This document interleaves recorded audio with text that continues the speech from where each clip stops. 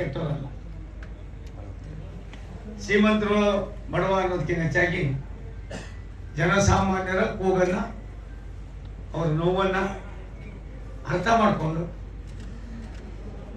ಅದ್ರ ಜೊತೆಯಲ್ಲೇ ತಮ್ಮ ದೈನಂದಿನ ಚಟುವಟಿಕೆಗಳನ್ನು ನಡೆಸ್ತಕ್ಕಂಥ ಒಂದು ದೊಡ್ಡ ಸೇತುವೆ ಈ ಚೇಂಬರ್ ಆಫ್ ಕಾಮರ್ಸ್. ಇದು ಅಷ್ಟು ಸುಲಭದ ಕೆಲಸ ಅಲ್ಲ. ಒಂದು ಜಿಲ್ಲಾ ಕೇಂದ್ರಗಳಿರ್ಬೋದು, ತಾಲೂಕಾ ಕೇಂದ್ರಗಳಿರ್ಬೋದು, ಕೈಗಾರಿಕೋದ್ಯಮಿಗಳಿರ್ಬೋದು, ತಾವೆಲ್ಲರೂ ಕೂಡ ಒಟ್ಟಾಗಿ ಸೇರಿ ಈ ದೇಶದ ವ್ಯವಸ್ಥೆಯನ್ನು ಬದಲಿಸ್ತಕ್ಕಂಥದ್ದಕ್ಕೆ, ದೇಶದ ವಿದ್ಯಮಾನಗಳನ್ನು ಯಾವ ರೀತಿ ತರ್ಬೋದು ಅನ್ನೋದಕ್ಕೆ ನಾನು ಕೂಡ ಸಾಕಷ್ಟು ಬಲ್ಲವನಾಗಿದ್ದೇನೆ. ಎಲ್ಲ ಕಲಿಯೋದು ತುಂಬ ಇದೆ. ನಾವು ಎಷ್ಟು ಕಲಿತರೂ ಕೂಡ ಅದು ಅರ್ಗಿಸ್ಕೊಳ್ಳೋಕ್ಕೂ ಕೂಡ ಸಾಧ್ಯ ಇರುವುದಿಲ್ಲ. ಆದರೆ ನಿಮ್ಮ ಹೃದಯ ಶ್ರೀಮಂತಿಕೆಯನ್ನು ನಾನು ಶ್ಲಾಘಿಸ್ತೀನಿ. ನನಗೆ ಇವತ್ತು ಟೈಮ್ ಇಲ್ಲ, ಇನ್ನೊಂದು ಸಾರಿ ಬರ್ತೀನಿ. ನೀವು ಕೊಟ್ಟಿರ್ತಕ್ಕಂಥ ಬಹುತೇಕ ಕೆಲಸಗಳಿಗೆ ನನ್ನ ಸಹಮತ ಇದೆ, ನನಗೂ ಆಸೆ ಇದೆ. ರಾಜ್ಯ ರಾಜಕಾರಣದಲ್ಲಿ ಯಾರೂ ಶಾಶ್ವತ ಅಲ್ಲ. ದೇವಂತ ನಿಜ್ಜಿಂಗಪ್ಪನವರಿಂದ, ವೀರೇಂದ್ರ ಪಾಟೀಲ್ರಿಂದ, ಅನೇಕ ಮುತ್ಸದ್ದಿಯ ನಾಯಕರ ವ್ಯವಸ್ಥೆಯಲ್ಲಿ ನಾನು ಕೂಡ ಒಬ್ಬನಾಗಿ ನೋಡಿದ್ದೇನೆ. ದೇಶಕ್ಕೆ ಒಂದು ಅತ್ಯುತ್ತಮವಾದ ಸಂದೇಶವನ್ನು ಕೊಡುವ ಜೊತೆಯಲ್ಲಿ ಕಾಯಕ ಮತ್ತು ದಾಸೋಹ, ಪ್ರಾಮಾಣಿಕತೆಗೆ ಒಂದು ದೊಡ್ಡ ಹೆಸರನ್ನು ಕೊಟ್ಟಿರ್ತಕ್ಕಂಥದ್ದು ಮೊದಲಿಗರು ಅದರಿಗೆ ಸನ್ಮಾನ್ಯ ವೀರೇಂದ್ರ ಪಾಟೀಲರು, ಸನ್ಮಾನ್ಯ ನಿಜ್ಲಿಂಗಪ್ಪ. ತದನಂತರ ಬಂದಂಥ ನಮ್ಮ ನಾಯಕರಾದ ಜೆ.ಎಚ್. ಪಟೇಲರು, ದೇವೇಗೌಡರು, ಬೊಮ್ಮಾಯಿಯವರು, ಅನೇಕ ನಾಯಕರನ್ನ ನಾವು ನೋಡಿದ್ದೇವೆ. ಚೇಂಬರ್ ಆಫ್ ಕಾಮರ್ಸು ನಿಮ್ದು 2 ವರ್ಷನ 1 ವರ್ಷ? 2 ವರ್ಷ ಸದ್ಯ ಭಾರಿ ದೊಡ್ಡ ವರ್ಷ ಮಾಡ್ತೀವಿ. ಅದನ್ನು 3 ವರ್ಷ ಮಾಡಿ ಕೈಗಾರಿಕೆಗಳು ನೋಡಿದ್ದೀನಿ. 365 ದಿನದಲ್ಲಿ 300 ದಿನ ಹೋಗ್ಲಿಕ್ಕೆ ಆಯ್ತದೆ. ಇನ್ನು 65 ದಿನ ಇವನು ಯಾರು ಅವನು ಯಾರು ಅಂತ ಕತೆ ಆಯ್ತು. ನಾನು ಬೇಡ್ರ ಅಂತ ಎಷ್ಟು ಹೇಳಿದ್ರು ಕೇಳೋರು, ಬಿಜೆಡ ಕೇಳೋಲ್ರಿ. ಹಾಗಾಗಿ ನಾನು ಒಂದ್ಸಾರಿ ಕರೀರಿ. ಬಡತನ ಯಾರ ಮನೆಯ ಸೊತ್ತಲ್ಲ. ಬಡವನ ಮಗ ಬಡವನಾಗೇ ಇರಬೇಕು ಅನ್ನೋದು ವ್ಯವಸ್ಥೆ ಎಲ್ಲೂ ಕೂಡ ಇಲ್ಲ. ಬಡತನವನ್ನು ಮೆಟ್ಟಿ ನಿಲ್ತಕ್ಕಂಥವರು ಸಾವಿರಾರು ಜನ ಇದ್ದಾರೆ. ಒಬ್ಬ ಚೇಂಬರ್ ಆಫ್ ಕಾಮರ್ಸ್ನ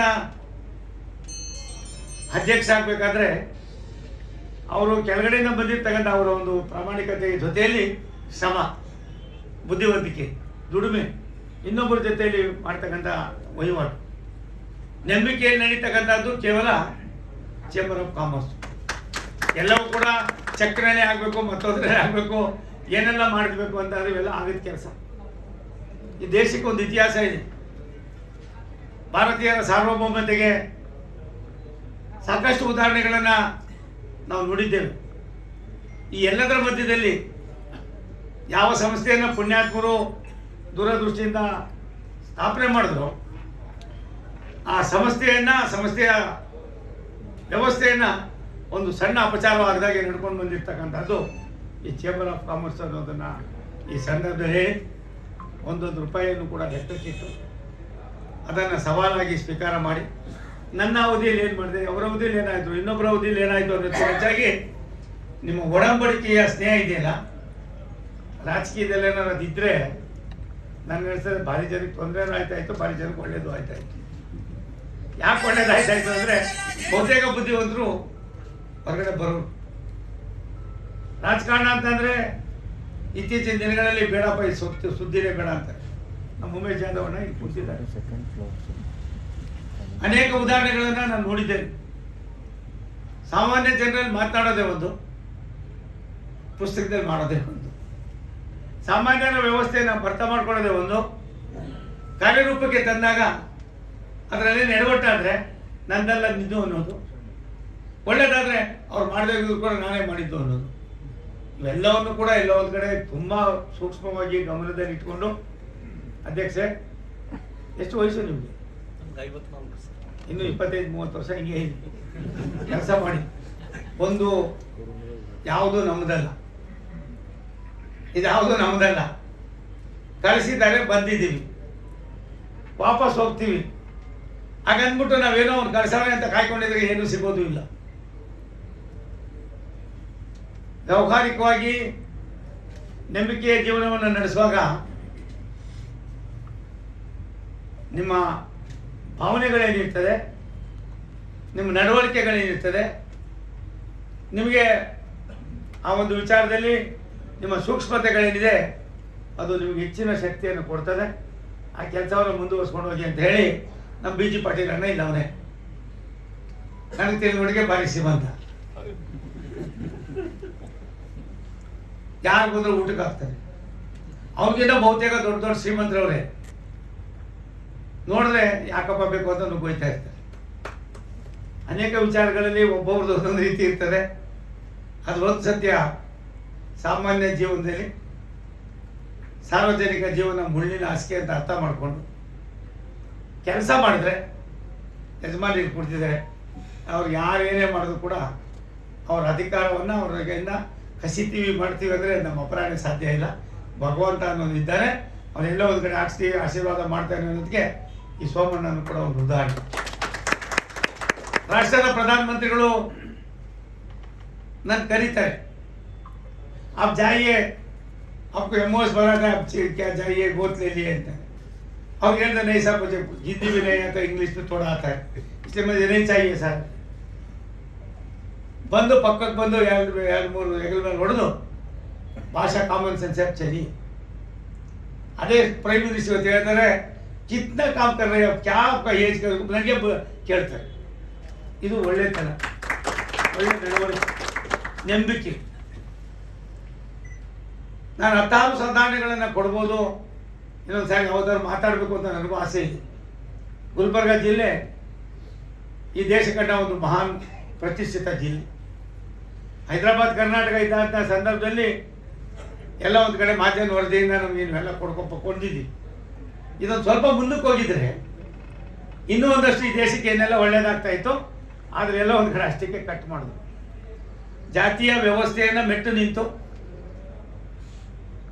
ವ್ಯವಸ್ಥೆಯಲ್ಲಿ ಎಲ್ಲರಿಗೂ ಸಮಾನತೆಯನ್ನು ಕೊಟ್ಟಂಥ ಯಾವುದಾದ್ರೂ ಜಿಲ್ಲೆಗಳಿದ್ದರೆ ಅದರಲ್ಲಿ ಮೊದಲನೇದು ಗುಲ್ಬರ್ಗ ಜಿಲ್ಲೆ ಅನ್ನೋದನ್ನು ನಾನು ತುಂಬ ಹೇಳ್ತೀನಿ. ಅದನ್ನು ಹೊರತುಪಡಿಸಿದ್ರೆ ಬೀದರ್ ಜಿಲ್ಲೆ. ಇಂಥ ಒಂದು ವ್ಯವಸ್ಥೆಯಲ್ಲಿ ನಾವು ಇದ್ದೇವೆ.